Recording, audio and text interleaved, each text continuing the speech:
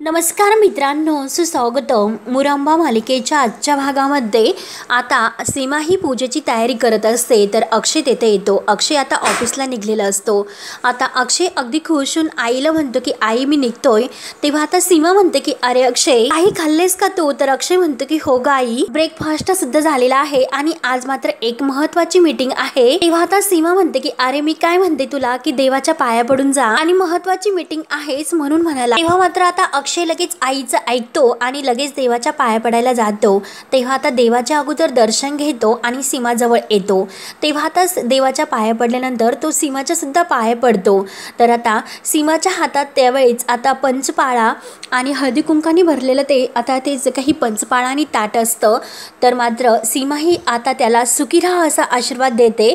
परंतु आता अक्षय जेव्हा उठून म्हणजे खाली वाकलेला असतो तर उभा राहायला जातो पण तोच त्याचा धक्का कुंकाने भरलेल्या पंचपाळ्याला लागतो आणि तो खाली पडतो. तेव्हा आता सीमाला खूप मोठा धक्का बसतो कारण तिला असं वाटतं की खूप मोठा एक अपशकुन झालेला आहे की काय, म्हणून आता अक्षय सुद्धा आता धक्क्यानेच बघत असतो. तेव्हा आता घाईने सीमा तो सगळा काही कुंकुवाचा करंडा हा घेते आणि त्यात ते कुंकू भरते आणि अक्षयला म्हणते की अरे कुंकू सांडणं एक खरंच एक अपशकुन असतं. तेव्हा आता अक्षय म्हणतो की आई अगं काहीतरीच काय हे तुझं, अगं सॉरी खरंच मी तुला नमस्कार करून उभं राहत होतो आणि पटकन माझा तोल गेला आणि माझा धक्का लागला, बाकी काही झालेलं नाही. तेव्हा आता सीमा घाबरल्यासारखं होते आणि अक्षयच्या चेहऱ्यावरून हात फिरवत म्हणते की बाळा अरे तू सावकाश जा. तेव्हा आता अक्षय म्हणतो की आई तू ओके आहेस ना? तर सीमा म्हणते की हो. तेव्हा अक्षय लगेच आता तेथून जायला निघतो तर सीमा म्हणते की अरे बाजूना जा, कुंकावरून जाऊ नकोस. तेव्हा अक्षय ती बूट वगैरे जे काही सामान आहे ते हातात घेतो आणि आईला म्हणतो की मी आता गाडीमध्ये जाऊन घालतो. तेव्हा आता अक्षय निघून गेल्यानंतर सीमा पुन्हा देवाच्या पाया पडते आणि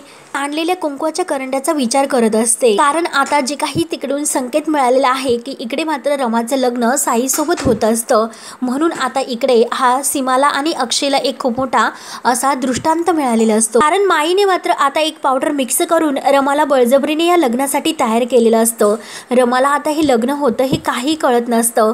रमा तशी पाटावर बसलेली असते, ते पण माई तिला धरून, आणि साईला तर माईने आता खोटं सांगितलेलं असतं की आता ही मुलगी लग्नाला तयार झालेली आहे, ते पण तिच्या मनाप्रमाणे, म्हणून साई सुद्धा आता तिच्यासोबत लग्न करत असतो. तर म्हणजे गुरुजी आता सर्व विधी हे पूर्ण करत असतात आणि माई मात्र रमाला धरूनच असते. तेव्हा आता भटजींची तयारी सुरू असते तर माई म्हणतात की भटजी बुवा अजून किती वेळ बाकी आहे हो? तेव्हा आता ते भटजी बुवा म्हणतात की अजून 5 मिनिट. माई म्हणतात की अहो तिची तब्येत बरोबर नाही त्यामुळे जरा लवकर आटपून घ्या.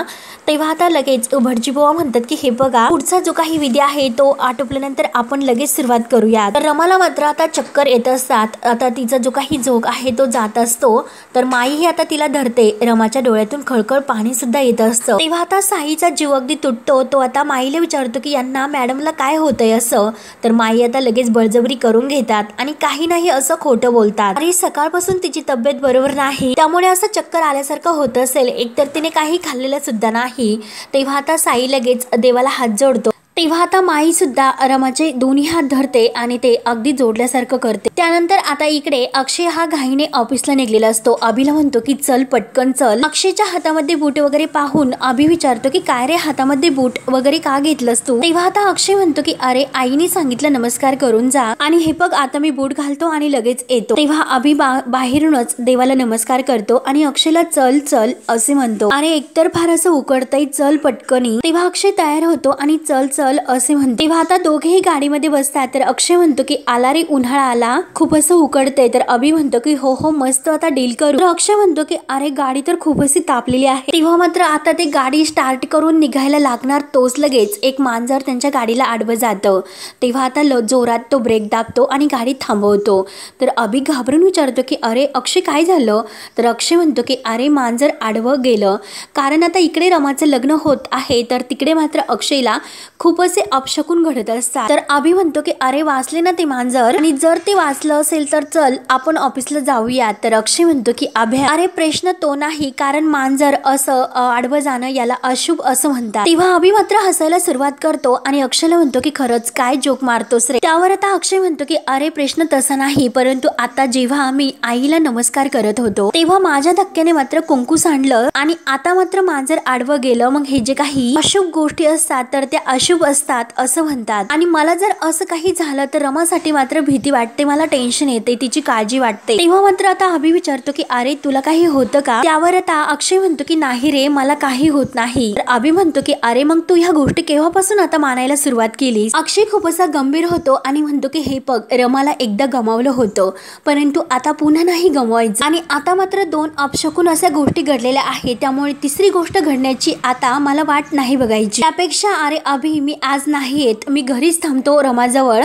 मला आज खरंच यायला सुद्धा मन नाही माझं। या ज्या काही गोष्टी घडल्या त्यामुळे खरंच ऑफिसमध्ये यायला सुद्धा माझं मन होत नाही, मला रमाची काळजी वाटते, मी तिच्याच जवळ घरी राहत। म्हणून तो गाडीच्या खाली उतरायला लागतो। तोच लगेच अभि त्याला म्हणतो की ऐक, तू उगाच टेन्शन घेतो, असं काही होणार नाही, चल ऑफिसमध्ये चल, एक महत्वाची मीटिंग आहे, आज आपली डील होणार आहे। तरी सुद्धा अक्षय ऐकायला तयार नसतो। अक्षय म्हणतो की हे बघ अरे अभि, तू सगळं काही मॅनेज करशील, मला पूर्णपणे खात्री सुद्धा आहे आणि माहिती सुद्धा आहे, मी रमाजवळच थांबेल। म्हणून अक्षय आता शेवटी गाडीच्या खाली उतरतो। अभि त्याला खूप असा विनवण्या करतो पण तरी सुद्धा आता अक्षय नाही ऐकत, त्याला कोणत्याही गोष्टीमध्ये रस नसतो, त्याला फक्त आपल्या रमाची काळजी असते। तेव्हा आता अभि सुद्धा गाडीच्या खाली उतरतो आणि अक्षयला म्हणतो की हे बघ ऐकून घे माझं, असं काही नसतं रे, अरे ह्या गोष्टी आता वेगळ्या असतात।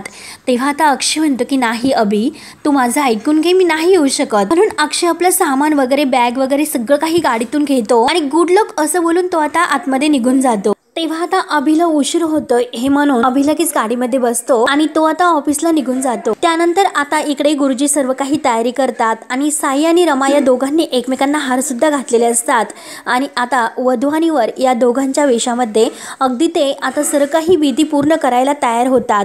तेव्हा आता दोघे उभे राहतात तर गुरुजी सांगतात अग्नीला साक्षी मानून तुम्ही आता 7 फेरी पूर्ण करा। तेव्हा माईला तर खूप असा आनंद होतो तर साई आता खुश होऊन रमाचा हात आपल्या हातामध्ये घ्यायला हात पुढे करतो। तेव्हा रमा ही साईच्या हातामध्ये हात देते परंतु तिला हे काही कळत नसते की आपल्या बरोबर काय होतं ते आणि ती साई बरोबर आता ती 7 फेरी पूर्ण करत असते। तेव्हा आता रमाला चक्कर सुद्धा येत असतात आणि तिचे तोल सुद्धा जात असतात। तेव्हा जेव्हा एक एक फेरा पूर्ण होतो तर रमा आपल्या पायाच्या बोटाने एक एक सुपारी अशी मागे लोटत असते। सर्व करत असताना मात्र हे फेरी पूर्ण होत असताना रमाला मात्र जेव्हा तिने अक्षय सोबत आपल्या लग्नाचे 7 फेरे घेतलेले असतात तो भूतकाळ आता तिला आठवायला सुरुवात होते। तेव्हा ती एकटक आता साईकडे पाहत असते आणि साई वळून तिच्याकडे पाहत असतो। तेव्हा अक्षय साईमध्ये आपल्या अक्षयला शोधत असते। तेव्हा आता साईच्या हातामध्ये तिचा हात असतो आणि एक एक जेव्हा जेव्हा फेरा पूर्ण होत असतो तेव्हा तेव्हा तिला आपल्या अक्षय सोबतच्या फेऱ्याची तसतशी आठवण होते। तेव्हा तिला अक्षयने जेव्हा तिच्या गळ्यामध्ये ते हार घातलेला असतो ते सुद्धा तो भूतकाळ आठवतो। रमाच्या डोळ्यामध्ये आता पाणी येत असतं। तेव्हा आता ते सर्व आठवून तिला त्रास व्हायला सुरुवात होते आणि आता मात्र ती आपल्या डोक्याला हात लावते कारण तिला चक्कर येत असते। तेव्हा आता लगेच गुरुजी पुढे म्हणतात की आता मात्र वधू पुढे येईल आणि वर मात्र मागे असेल। तेव्हा रमा ही फेरे घेण्यासाठी पुढे येते आणि साई तिच्या मागे। तेव्हा आता ते फेरे पूर्ण घेत असताना रमाला पुन्हा अक्षय सोबतचा फेरे घेत असल्याचा भूतकाळ तिला आठवायला सुरुवात होते। तेव्हा रमाला सगळं काही आठवतं आणि फेरे पूर्ण होता होता तिला आता चक्कर येते, अगदी घामाने डबडबून गेलेली असते कारण तिला आता अक्षय सोबत लग्न झालेलं आहे हे समजतं आणि हे आपल्याबरोबर पुन्हा लग्न केलेलं अयन हे करत आहेत हे आता तिच्या लक्षात येते। म्हणून तिला खूप असा त्रास होतो आणि टेन्शन येते। जेव्हा आता जो काही आता तो फेरे घेण्याचा विधी आहे तो पूर्ण झालेला असतो त्यानंतर आता रमा ही पूर्णपणे तेव्हा मात्र आता शेवटचा विधी असतो तो मंगळसूत्र घालण्याचा। तर साई आपल्या हातामध्ये मंगळसूत्र घेतो आणि ते मात्र आता रमाच्या गळ्यामध्ये घालण्यासाठी तो आता समोर धरतो आणि तसतसे आता अक्षयने जेव्हा रमाच्या गळ्यामध्ये मंगळसूत्र घातल्याचे जो काही भूतकाळ क्षण आहे तर ते रमाला आठवतात। तेव्हा आता साई हे रमाच्या गळ्यामध्ये मंगळसूत्र घालणार म्हणून माई तर खूप खुश असते। तेव्हा आता मंगळसूत्राकडे पाहून रमाला आणखीन त्रास होतो, तिला चक्कर येतात। साई तर खूप असा खुश असतो आणि तो रमाच्या गळ्यामध्ये मंगळसूत्र घालायला घेतो। रमाच्या जीवाची तसतशी घालमेल होत असते। ती सारखी सारखी साईकडे पाहते आणि मंगळसूत्राकडे पाहते कारण साई दुसरा तिसरा कोणी वेगळाच आहे। त्याच तिचं जे काही अक्षय सोबत लग्न झालेलं आहे हे तिला सर्व काही आता आठवते। तेव्हा अक्षयने तिच्या गळ्यामध्ये मंगळसूत्र घातलेलं आहे हे तिला आठवल्यानंतर ती आता रागाने साईकडे पाहते आणि साई जेव्हा आता मंगळसूत्र घालायला जातो तेव्हा रमा आता ही जोरात किंचाळते आणि ओरडते की थांबा.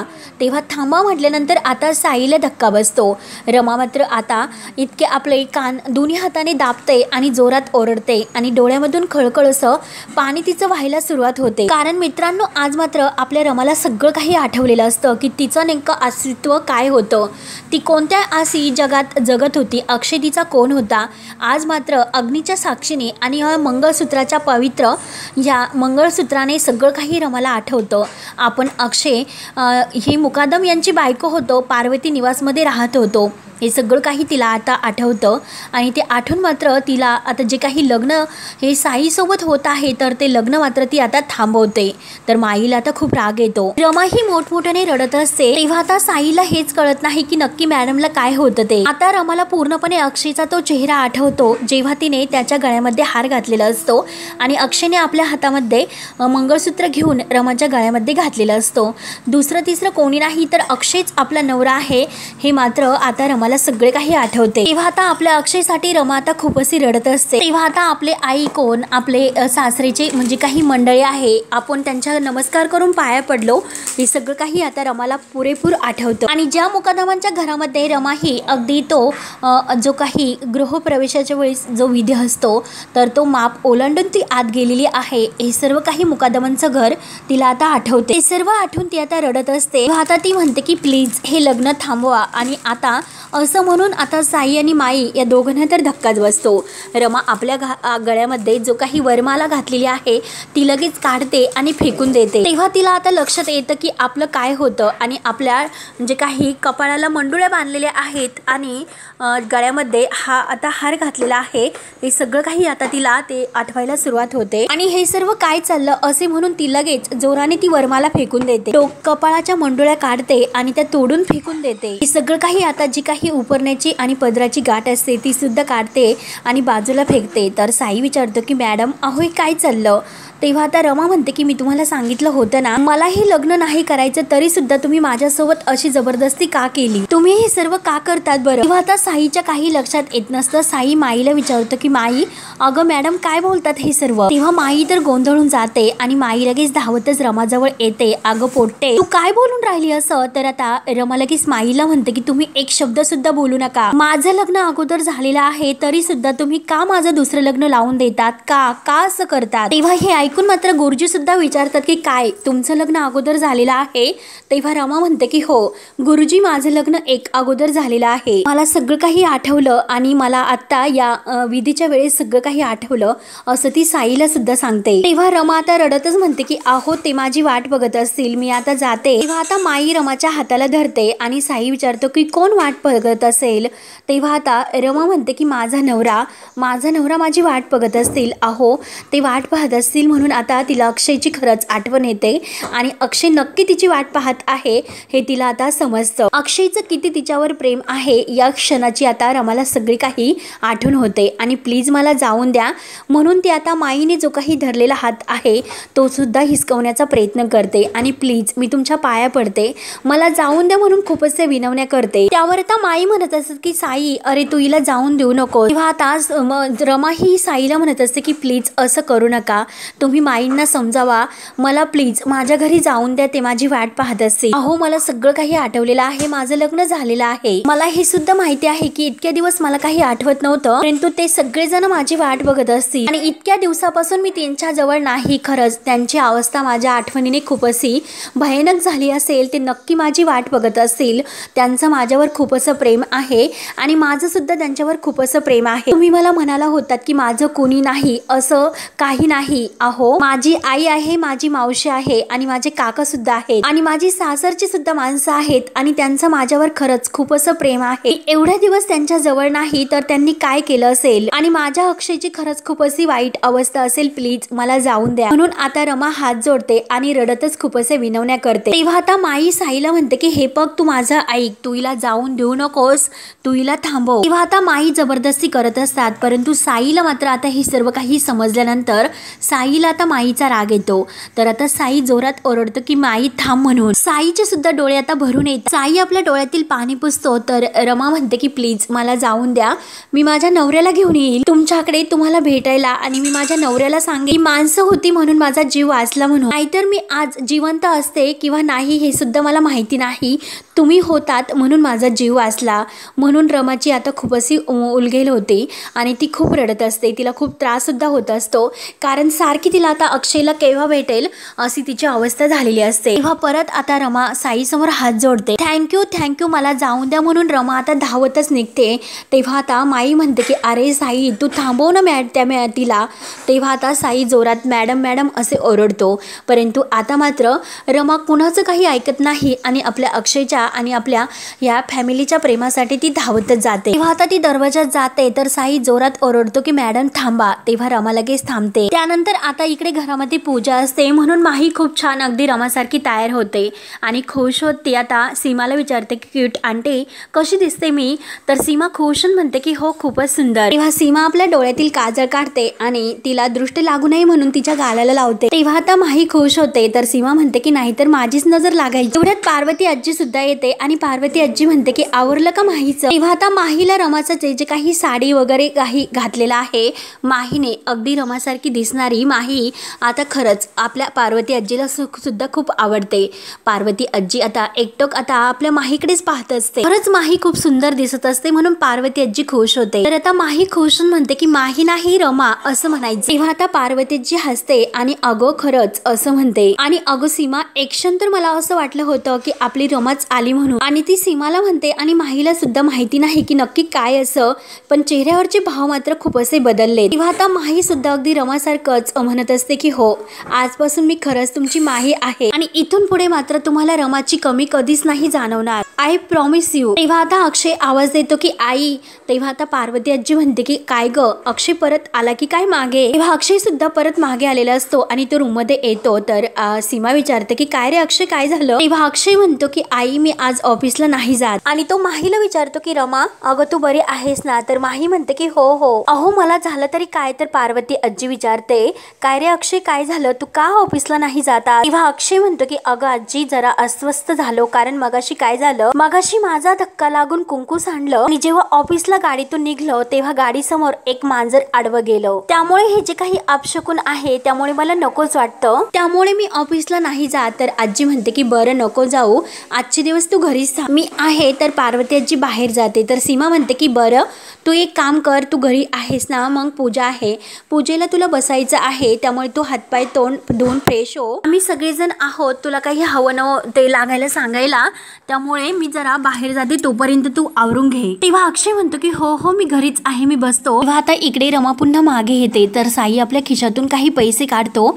आणि ते रमाच्या हातात देत म्हणतो की हे पैसे तुमच्याकडे ठेवा, तुम्हाला लागतील, म्हणून तो आता रमाचा हात धरतो आणि मॅडम ठेवा हे पैसे तुम्हाला लागतील, अहो तुम्हाला हे पैसे लागतील, तुम्ही जा आता तुमच्या फॅमिलीकडे। तेव्हा आता साई हसून म्हणतो, परंतु त्याला सर खरंच आता इतकं मनातून वाईट वाटत असतं, कारण तो रमावर खरंच मनापासून प्रेम करत असतो। तेव्हा आता माही सुद्धा डोळे भरून या दोघांकडे पाहते, माईच्या डोळ्यात सुद्धा पाणी येत असतं, तर साई म्हणतो की रमा मॅडम जा आता, तुम्ही बघू नका, वाट बघू नका, जा बरं, अगदी सावकाश जा, आणि जर काही लागले तर मला सांगा। तेव्हा आता रमा निघून जाते, परंतु साई खरंच आता खूप रडत असतो आणि माईला मात्र आता त्याच्या मनातील या भावना कळत असतात। माईचे डोळे सुद्धा अगदी अंधकरणातून भरून येतात। माई म्हणते की अरे पोट्टे काय होऊन बसलं हे। तेव्हा साई आपल्या गळ्यातील हार काढतो, तर माई म्हणते की असं कसं झालं। तेव्हा आता साई रडत म्हणतो की माई अगं नशिबात। तेव्हा आता साई आणि माई एकमेकांच्या गळ्यात पडून खूप असे रडत असतात, कारण आता माईला सुद्धा खूप मोठा धक्का बसलेला असतो आणि आपल्या साई आता इतका रडतो, तर माई त्याला आवरते, समजावते। तर इकडे मुकादमांच्या घरामध्ये पूजा सुरू होते, गुरुजी आलेले असतात, माही आणि अक्षय हे पूजेला बसलेले असतात। अक्षय हळदी कुंकू व्हायला लागतो, परंतु माहीने मात्र अक्षयच्या हाताला हात लावलेला नसतो। तेव्हा अक्षय माहीकडे पाहतो, तोच लगेच आता माही अक्षयच्या हाताला हात लावते। त्यानंतर अक्षय तिला हळदी कुंकू वाहण्यासाठी पाहण्यासाठी खुणावतो। त्यानंतर आता हळदी कुंकू वाहिल्यानंतर गुरुजी हे देवाला फुलं वाहायला सांगतात। त्यानंतर आता सर्वजण देवाला नमस्कार करतात आणि तोच मात्र आता आपली रमा ही आपल्या इतक्या दिवसातून आपल्या मुकादमांचे गेट उघडते आणि आत येते। आपल्या घराला ती अगदी डोळे भरून पाहत, आपल्या घराकडे बघून तिचे अगदी इतके अश्रू तिच्या डोळ्यातून येत असतं आणि तिला आनंद सुद्धा तितकाच होतो। तेव्हा एक एक पाऊल रमा आपल्या घराकडे बघत पुढे टाकत असते आणि घरात आत येत असते। तर इकडे आतमध्ये माही आणि अक्षय हे देवाला नमस्कार करून असतात, परंतु रमा जेव्हा आत येत आहे तर अक्षयला काहीतरी असं जाणवल्यासारखं होतं। त्याला आपली रमा आतमध्ये कोणीतरी आपलंसं येत आहे याची जाणीव होते आणि तो आता डोळे उघडतो। तेव्हा रमा सुद्धा अगदी डोळे भरून आतमध्ये येत असते आणि अक्षयला कोणीतरी येत आहे असा भास होतो। रमा आपल्या घराजवळ येते आणि घराला हात जोडून खूप अशी रडते। तर इकडे अक्षयने सुद्धा देवाला हात जोडलेले असतात आणि त्याला सुद्धा काहीतरी असं वेगळंच वाटत असतं। तर मित्रांनो, हा भाग येथे संपतो। पुढील भागामध्ये रमा आपलं पार्वती निवास जी काही पाटी आहे तर तेथे येते, त्याच्यावरून प्रेमाने हात फिरवते आणि डोळे भरून अगदी अंतकरणातून पाहते आणि खूप खुश होऊन ते नाव वाचते, पार्वती निवास। हेच माझं घर, मला सगळं काही आठवलं। मला आठवलं की मी कोण आहे, मी रमा अक्षय मुकादम आहे आणि अक्षय तुमची रमा परत आली असं म्हटल्यानंतर मात्र अक्षय लगेच इकडे पूजेतून उठतो। तर रमा ही बेल वाजवायला जाणार, तोच लगेच अक्षयला समजतं की बाहेर नक्की कोणीतरी आलेलं आहे असं वाटतं, असे तो म्हणतो। मात्र अक्षय लगेच दरवाजा उघडतो आणि पाहतो तर काय, तेव्हा मित्रांनो आता अक्षयला एक खूप मोठा असा धक्का बसलेला असतो, कारण त्याची रमा आता त्याच्या समोर आलेली असते। तेव्हा आता रमा कोण आणि माही कोण हे मात्र आता काय असं नवीन सत्य येणार, पुढे काय काय होतं हे पाहण्यासाठी आपल्या चॅनल नक्की सबस्क्राईब करत राहा। धन्यवाद।